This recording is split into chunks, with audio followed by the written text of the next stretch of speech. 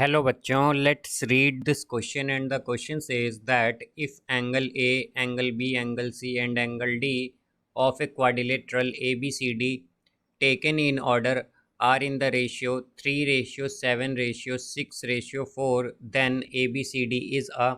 Now let's see the options. Option A rhombus, option B kite, option C trapezium and option D parallelogram. तो आइए अब इस question को यहाँ पर हम सॉल्व कर लेते हैं। इस क्वेश्चन में हमसे कहा गया है कि हमारे पास angle A, angle B, angle C और एंगल डी जो है ये क्वाड्रिलेटरल ABCD के एंगल्स हैं और यहाँ पर हमारे पास इनका रेशियो है 3:7:6:4। तो हमें बताना है कि ABCD क्या होगा।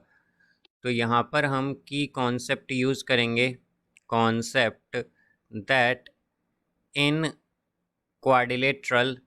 तो क्वाड्रिलेटरल में हमारे पास क्या होता है, जो सम होता है, सम जो होता है सभी एंगल्स का, of all angles is 360 degree, वो 360 डिग्री होता है। तो यहाँ से हम अगर देखें तो हमारे पास क्या गिवन है कि angle A ratio angle B ratio angle C ratio angle D is equal to 3:7:6:4। तो इसे हम क्या लिख सकते हैं कि एंगल ए हो जाएगा हमारे पास 3x, एंगल बी हो जाएगा हमारे पास 7x, एंगल सी हो जाएगा हमारे पास 6x और एंगल डी हो जाएगा हमारे पास 4x।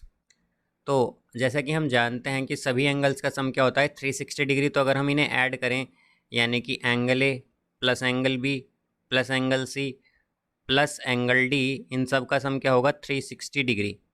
तो यहाँ से ये आएगा, एंगल ए है हमारे पास 3x, एंगल बी है हमारे पास यहाँ पर 7x, तो ये होगा प्लस 7x प्लस एंगल सी है हमारे पास 6x प्लस एंगल डी है हमारे पास यहाँ पर 4x। इन सब का सम होगा 360 डिग्री। तो ये आ जाएगा यहाँ से हमारे पास 20x is equal to 360 degree. तो x की वैल्यू होगी यहाँ से 18 डिग्री। तो हम अगर देखें तो एंगल ए क्या होगा, एंगल ए होगा हमारे पास, एंगल ए 3x है तो ये आ जाएगा 3 × 18 यानी कि ये होगा 54 डिग्री। तो एंगल ए है हमारे पास 54 डिग्री। एंगल बी होगा हमारे पास 7x, तो ये होगा 7 × 18 डिग्री। तो यहाँ से ये आएगा 126 डिग्री। तो यहाँ से एंगल बी क्या आ गया हमारे पास 126 डिग्री। इसी तरह एंगल सी अगर देखें तो एंगल सी होगा हमारे पास 6x, तो ये हो जाएगा 6 × 18 डिग्री यानी कि 108 डिग्री। तो यहाँ पर एंगल सी है हमारे पास 108 डिग्री और एंगल डी होगा हमारे पास 4x यानी कि ये हो जाएगा 4 × 18 डिग्री यानी कि ये आएगा हमारे पास 72 डिग्री। तो ये आया यहाँ पर एंगल डी 72 डिग्री। अब यहाँ पर हमारे पास ये angle A, angle B, angle C, angle D हमने फाइंड कर लिए हैं। तो यहाँ से हम अगर देखें तो हमारे पास पैरेललोग्राम की अगर हम बात करें तो पैरेललोग्राम के लिए क्या कंडीशन होती है कि अपोजिट एंगल्स हमारे पास इक्वल होने चाहिए। बट यहाँ पर अगर हम देखें तो हमारे पास कोई भी दो एंगल जो हैं वो इक्वल नहीं है। तो हम क्या कहेंगे कि ये जो हमारे पास क्वाड्रिलेटरल बनेगा ये पैरेललोग्राम नहीं होगा, पैरेललोग्राम नहीं होगा, बिकॉज यहाँ पर अपोजिट एंगल्स, यहाँ पर कोई भी दो एंगल्स इक्वल नहीं है। और पैरेललोग्राम की कंडीशन होती है कि दो अपोजिट या हमारे पास जो अपोजिट एंगल होते हैं वो इक्वल होते हैं। अब इसी तरह अगर हम रोम्बस के लिए देखें तो रोम्बस में क्या होता है हमारे पास कि अपोजिट एंगल्स हैं इक्वल होते हैं। बट अगर यहाँ पर हम देखें तो हमारे पास जो कोई भी दो एंगल हैं वो इक्वल नहीं है, तो यानी कि अपोजिट एंगल्स इक्वल नहीं होंगे, तो यानी कि ये रोम्बस भी नहीं होगा।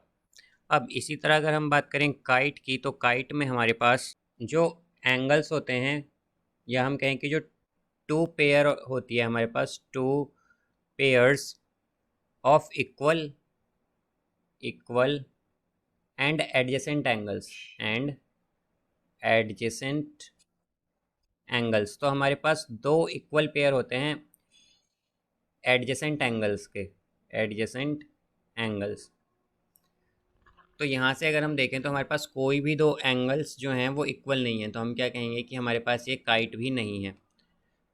तो यहाँ पर अब अगर हम देखें तो हमारे पास जो ट्रिपीजियम है, अगर हम उसकी कंडीशन चेक करें, ट्रिपीजियम